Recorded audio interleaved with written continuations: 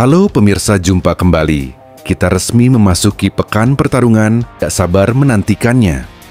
Bukan hanya untuk laga utama ini, tetapi juga untuk banyak petarung lain di kartu pertarungan, seperti MVP, Jared Cannonier, dan Kasakura.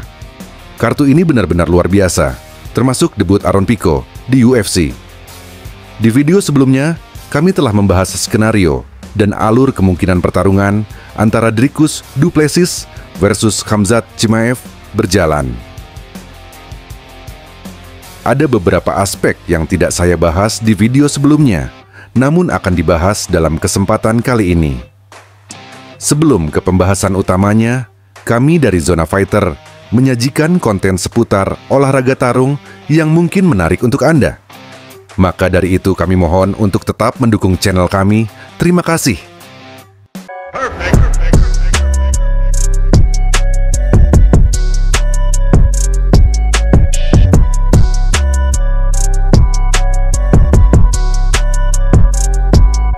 Di kesempatan kali ini, kami akan membahas dan mengulas seputar analisis gaya bertarung laga utama Dricus Du Plessis melawan Khamzat Chimaev.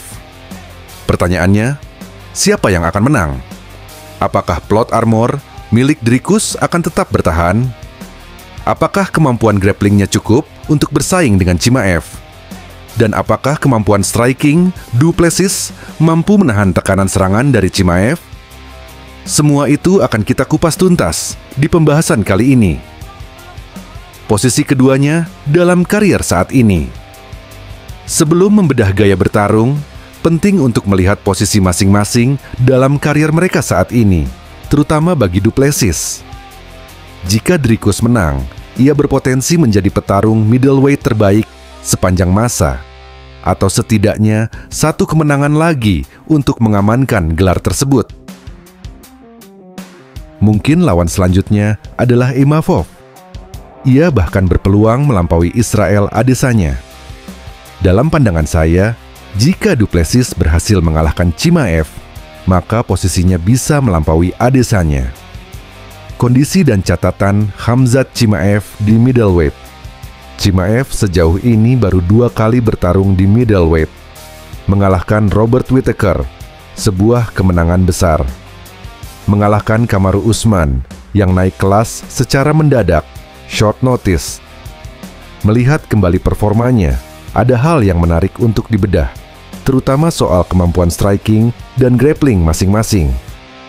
Analisis striking. Mari kita bahas striking Dricus Du Plessis. Gaya dan kekuatan, dinamis, jangkauan serangan panjang, dan gemar memadukan berbagai teknik.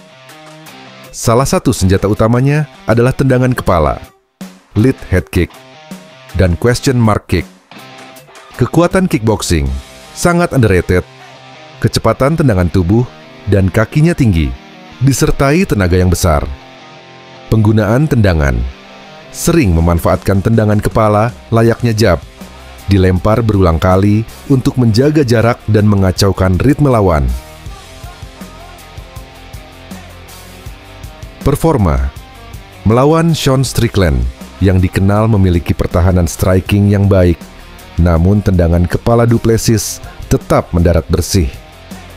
Melawan Adesanya, ia tampil dengan boxing yang meningkat pesat, mampu bertahan, dan bahkan unggul dalam beberapa momen pertukaran pukulan. Banyak pihak menganggap ia memiliki kelemahan pada daya tahan kardio. Namun, sejak pertarungan melawan Robert Whittaker di UFC 290, ia membuktikan mampu bertarung dengan tempo tinggi. Sekarang mari kita bahas striking Khamzat Chimaev. Kualitas striking tidak terlalu menonjol. Hampir tidak ada yang menganggap Chimaev sebagai striker elit. Dengan catatan, pernah menjatuhkan Gilbert Burns dengan jab, tetapi hal itu bukan prestasi unik. Melawan Kamaru Usman di UFC 294 pada ronde kedua, yang hampir seluruhnya berlangsung di atas kaki, Chimaev kalah dalam pertukaran serangan.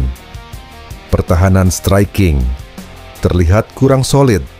Lawan dengan striking murni cenderung mampu mendaratkan pukulan secara konsisten. Kesimpulannya, jika pertarungan ini berlangsung murni di atas kaki, Du Plessis memiliki peluang besar untuk unggul. Analisis grappling. Sekarang ke aspek grappling yang dimiliki Dricus Du Plessis. Du Plessis mengandalkan ukuran tubuh, kekuatan fisik, dan distribusi berat badan untuk menekan lawan. Sering memburu penyelesaian, finish, daripada sekadar mengontrol posisi. Meskipun cerdas dalam penempatan berat badan, keputusan di ground terkadang kurang optimal jika dilihat dari sudut fight IQ. Lalu untuk grappling Khamzat Chimaev. Inilah kekuatan utamanya. Memiliki kemampuan mendominasi lawan di posisi atas, top control, termasuk teknik body triangle dan rear naked choke, seperti yang diperlihatkan saat melawan Kamaru Usman. Khamzat selalu berusaha menekan sejak awal ronde pertama untuk mencari penyelesaian cepat. Namun, menghadapi Du Plessis, kemungkinan Chimaev tidak akan mudah melakukan bullying fisik seperti biasanya. Du Plessis cukup kuat dan berpengalaman untuk bertahan, bahkan berpotensi membalikkan situasi dengan melakukan takedown balik. Prediksi dinamika pertarungan. Jika Chimaev mampu memanfaatkan gulatnya di ronde-ronde awal, maka sudah dipastikan Khamzat Chimaev lah yang akan keluar sebagai pemenang. Namun, jika Chimaev gagal mengunci Du Plessis melewati ronde ketiga, maka terasa berat bagi Chimaev untuk menang di 2 ronde akhir. Jika Du Plessis mampu meredam keganasan Chimaev dalam hal gulat di ronde-ronde awal, maka kemungkinan besar Du Plessis akan perlahan bangkit dan memanfaatkan kelemahan kardio Chimaev yang semakin lama semakin berkurang. Maka Du Plessis akan menang setidaknya dalam keputusan juri. Chimaev hampir pasti akan langsung menekan dan mencari takedown. Du Plessis kemungkinan justru nyaman dengan tekanan tersebut, memanfaatkan fisik dan stamina untuk meredam serangan awal, lalu membalas pada ronde-ronde berikutnya.